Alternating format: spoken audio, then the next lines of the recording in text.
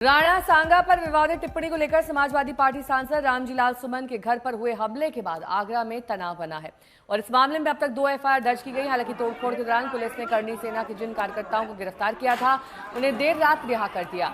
रामगोपाल यादव आज रामजीलाल सुमन के घर परिवार से मुलाकात करेंगे। इस बीच बीजेपी नेता राजकुमार चहर के एक बयान पर विवाद खड़ा हो गया। उन्होंने कहा कि बच्चों से ऐसी गलतियां हो जाती।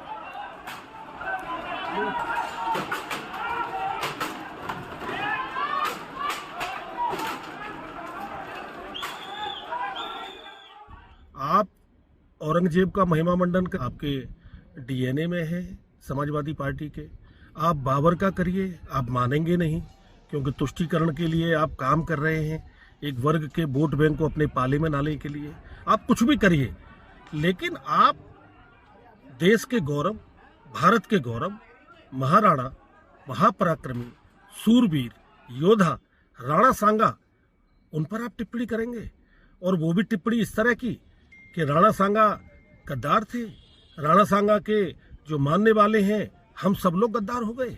आज भारतवंशियों को आप गद्दार तय करेंगे, इस तरह का आप बयान देंगे तो आपको तुरंत माफी मांगनी चाहिए थी। वो अलग बात है कि आप इस बयान के बाद माफी के भी काबिल नहीं बचे थे।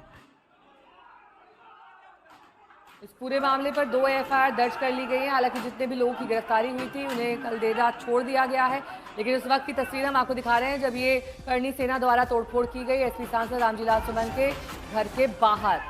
आगरा की घटना है जहां पर इस वक्त इलाके में तनाव बना हुआ है। राणा सांगा को लेकर बीजेपी सांसद का विवादित बयान सामने आया था, जिसके बाद ये तोड़फोड़ हुई।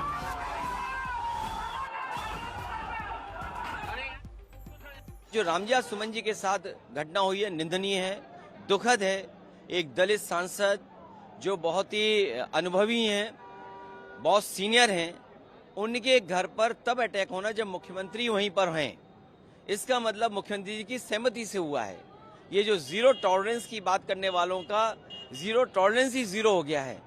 बिना उनकी सहमति के, बिना उनकी जानकारी के ये कैसे संभव है कि उसी जिले में वो हैं और सांसद पे के घर पर अटैक हो गया हो। बहुत ही दुर्भाग्यपूर्ण है।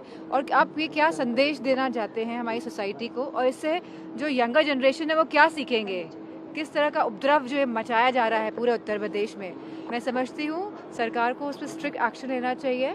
और अगर कोई लोग संपर्क भी करते हैं शासन और प्रशासन से, तो ये शासन प्रशासन वाले समय पर नहीं पहुंचते हैं, जानबूझ के नहीं पहुंचते हैं। और कहीं ना कहीं ये सरकार द्वारा कराई हुई पूरी हरकत है। राणा सांगा के बारे में अब शब्दों से बचना चाहिए और सार्वजनिक रूप में उसके लिए क्षमा करना चाहिए, एक बात है।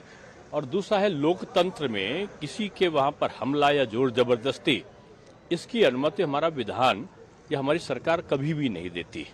तो इससे लोगों को भावनाएं आहत हुई है, ये बात सही है। और राजनेताओं को भी शब्द का संयम रखना चाहिए। और जो सामाजिक संस्थाएं हैं उनको भी लोकतांत्रिक परंपराओं से अगर वो किसी चीज का प्रतिकार करते हैं तो अच्छा है, लेकिन हिंसा का किसी भी पक्ष को उसका सहारा नहीं लेना चाहिए। और मैं समझता हूं कि जिस तरीके से राणा सांगा पे जो हमारे स्तुतनी वंदनी हैं, बहुत सारे क्या कहना चाहिए कि सभी राष्ट्रभक्तों के वो स्तुतनी है, उनके बारे में कोई शब्द कहेगा तो आक्रोश तो आएगा। लेकिन आक्रोश का मैं समझता हूं कि ये लोकतांत्रिक अगर तरीके से प्रदर्शन हो तो उसको लोग सराह सकते हैं। किसी प्रकार की हिंसा का कभी कोई समर्थन नहीं करता।